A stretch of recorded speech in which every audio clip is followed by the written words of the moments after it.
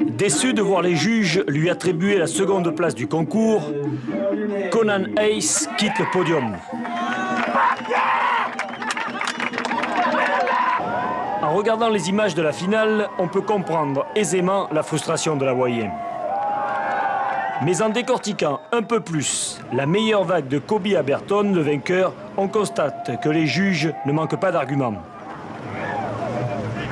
Ça a été radical, mais je pense que Kobe était quelques pieds de plus à l'intérieur. Donc ce qui faisait vraiment la difficulté pour sortir de ce fameux tube. D'ici quelques années, plus personne ne se souviendra de ce petit incident. Tous les spectateurs présents ne retiendront qu'une seule chose, le swell fantastique qu'a connu la compétition vendredi et samedi.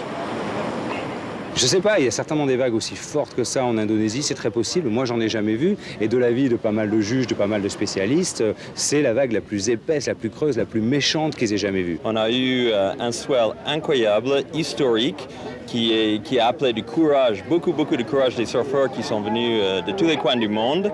Donc pour ça, c'était beaucoup de chance. Et comme je disais tout à l'heure, on n'a pas eu de blessés, donc ça fait encore meilleur. Voilà, tout a été bien fait en Polynésie pour ce Gotcha Tahiti Pro.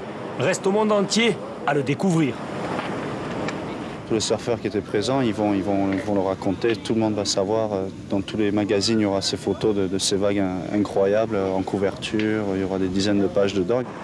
Le surf est né en Polynésie. Ceux qui ont chevauché la vague gauche de Havai pourront dire maintenant « Je connais le berceau de la glisse ». L'information en continu sur Polynésie la première, Internet et réseaux sociaux.